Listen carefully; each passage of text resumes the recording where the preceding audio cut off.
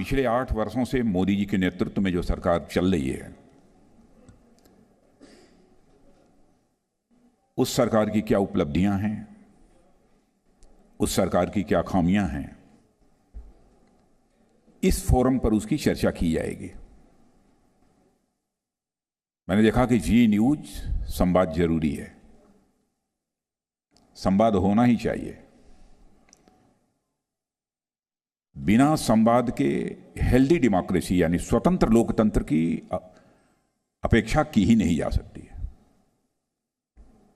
Healthy democracy के लिए संवाद जरूरी है, लेकिन डेमोक्रेसी की हेल्थ यदि सही होती है तो संवाद तो होता है लेकिन विवाद नहीं होता है। लेकिन सेहत यदि कुछ कमजोर होगी तो संवाद होगा, विवाद की संभावनाएं अधिक रहती हैं, उसमें विभाजन की भी संभावनाएं बहुत अधिक बढ़ जाती हैं, दिल से दिल की दूरी बढ़ जाती है। और मैं मानता हूं कि पॉलिटिकल पार्टीज के बीच की भी दिल की और दिल के बीच की दूरी यह नहीं बढ़नी चाहिए। संवाद की एक अपनी अहमियत है और मोदी जी के नेतृत्व में 8 वर्षों तक जो हमारी सरकार ने कामकाज किया है, मैं समझता हूं इस कॉन्क्लेव में उसी पर मुझे विचार व्यक्त करने के लिए आमंत्रित किया गया है। यह सही है। हमारी सरकार ने क्या किया है, क्या नहीं किया है, मुझसे बेहतर आप लोग जानते हैं। लेकिन इतना मैं कह सकता हूं कि 2014 के पहले और 2014 के बाद यदि कोई कंपैरिजन करे, हो सकता है किसी की हमसे सहमति न हो, लेकिन कंपैरिजन करे तो सहज रूप से एक नतीजे पर पहुंचेगा कि एक शब्द है सी चेंज। यह सी चेंज हमको देखने को मिलेगा और there is a sea change in the situation if you compare 22 with 2014। मेरा यह मानना है कि 2014 के पहले जिस प्रकार के हालात यहां पर थे, लोग कह सकते हैं कि नहीं हालात कोई बदतर नहीं थे, लेकिन इस सच्चाई को स्वीकार करना पड़ेगा कि 2014 का जो चुनाव हुआ था उस समय की जो कांग्रेस पार्टी की सरकार थी, कांग्रेस लेड यूपीए गवर्नमेंट थी, उसको पराजय का मुंह देखना पड़ा था। यानी निश्चित रूप से उस समय देश की जनता को किसी न किसी हद तक नाराजगी रही होगी, जिसके कारण इस प्रकार के उस समय हालात पैदा हुए। और मैं कह सकता हूं हमारी गवर्नमेंट ने 2014 में आने के बाद मोदी जी के नेतृत्व में फॉर्म कन्विक्शन के साथ और एक बहुत ही विजन के साथ यह काम किया है और देश की दशा और दिशा दोनों में बदलाव आया है। मैं यह विश्वास के साथ कह सकता हूं। कोई इस पर बहस कर सकता है कि देश की दिशा और दशा में कैसे बदलाव आया है। मैं हर बातों को छोड़ देता हूं। इतनी बात तो सबको स्वीकार करनी पड़ेगी कि 2014 के पहले अंतर्राष्ट्रीय मंचों पर भारत कुछ बोलता था तो भारत की बातों को जितनी गंभीरतापूर्वक लिया जाना चाहिए था, नहीं लिया जाता था। लेकिन आज मैं दावे के साथ कह सकता हूं कि अंतर्राष्ट्रीय मंचों पर भारत कुछ बोलता है तो सारी दुनिया कान खोलकर भारत की बातों को सुन। यह परिवर्तन आया है। एक आत्मविश्वास और भरोसे के साथ परिस्थितियों का मुकाबला करने में हमारी सरकार यह कामयाब रही है। मैं इसके प्रति पूरी तरह से आश्वस्त हूं और आज यह एक नया और उभरता हुआ भारत है, न केवल भारत की जनता की बुनियादी आवश्यकताओं को पूरा कर रहा है, बल्कि परिवर्तन के एक ऐसे दौर से गुजर रहा है जिसकी आवश्यकता लंबे समय से इस देश में महसूस की जा रही थी। मित्रों, किसी देश की सरकार ने क्या किया, इसको परखने की कई कसौटियां होती हैं,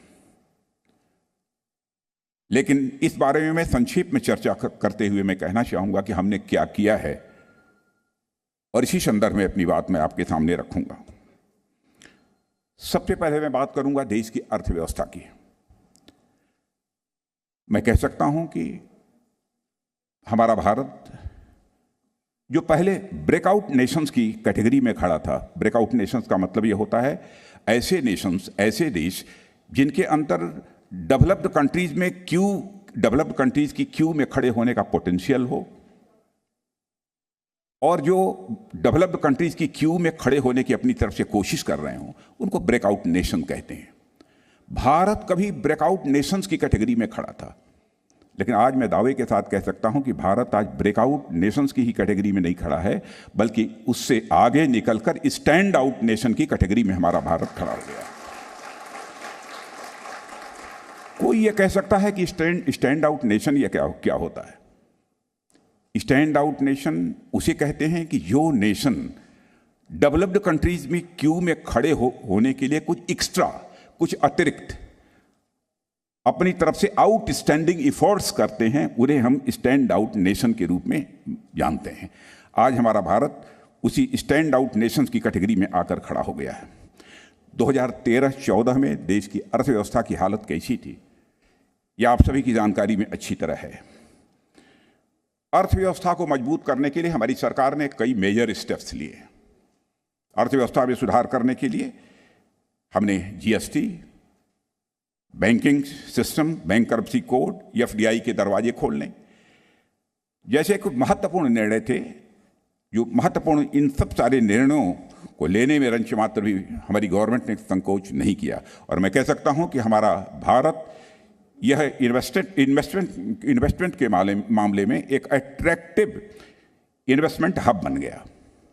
और मैं यहाँ पर एक आंकड़े देना चाहता हूँ आपको कि 2021 और 22 में जब कोविड का संकट गहराया हुआ था, तब भी भारत में $83 बिलियन से अधिक का फॉरेन डायरेक्ट इन्वेस्टमेंट हुआ है, जो इसके पहले में नहीं हुआ है। और हमने देश के उद्योग जगत को वह कॉन्फिडेंस दिया है कि वे उत्पादन बढ़ाने पर फोकस करें, और केवल भारत की जरूरत ही नहीं बल्कि दुनिया के अन्य देशों के लिए भी वह उत्पादन करें। एक ऐसा विश्वास लोगों के अंदर पैदा करने की हमारी गवर्नमेंट ने कोशिश की है, और किसी न किसी हद तक हमको इसमें कामयाबी भी हासिल हुई है।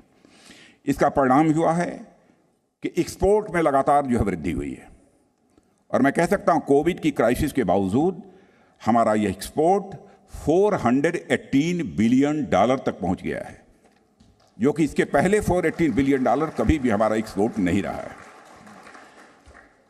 और एक्सपोर्ट के आंकड़ों में भारत के एमएसएमई सेक्टर का एक मेजर कंट्रीब्यूशन है, और इनकी सफलता की दास्तान मैं बहुत विस्तार में जाकर यहां पर नहीं करना चाहता हूं, लेकिन मैं कह सकता हूं भारत में उद्योग जगत को और वाइब्रेंट और डाइवर्सिफाई करने के लिए सरकार ने कई ऐसे अभियान चलाए जिसका परिणाम हम सबको दिखने लगा है। हमारी गवर्नमेंट ने एमएसएमईज की हैंड होल्डिंग करने में रंच मात्र भी कंजूसी नहीं दिखाई है। कोविड की क्राइसिस के दौरान भी हैंड होल्डिंग करने की जरूरत महसूस की गई एमएसएमईज की, हमारी गवर्नमेंट ने उनकी हैंड होल्डिंग की है। आप सबको इस बात की जानकारी होगी। और इसके अतिरिक्त एक हमारी एक योजना है, मुद्रा योजना, उसका नाम आप लोगों ने सुना होगा। आप सबको आश्चर्य होगा कि इस मुद्रा योजना के माध्यम से हमारे देश के 35 करोड़ से ज़्यादा उद्यमियों को 8 लाख करोड़ रुपए से ज़्यादा का लोन मुहैया कराया गया है। केवल एक ही स्कीम के अंतर्गत 8 लाख करोड़ रुपए से ज़्यादा का लोन मुहैया कराया गया है, और जिसमें से 2/3 से ज़्यादा लोन महिलाओं, पिछड़े वर्ग और अन्य कमजोर वर्गों के लिए है।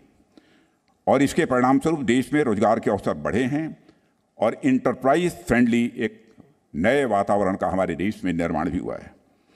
मित्रों, पहले देश की अर्थव्यवस्था में भारत की आम जनता की कोई खास भागीदारी नहीं होती थी, क्योंकि अर्थव्यवस्था से जुड़ी नीतियों के केंद्र में भारत का सामान्य व्यक्ति कभी होता ही नहीं था।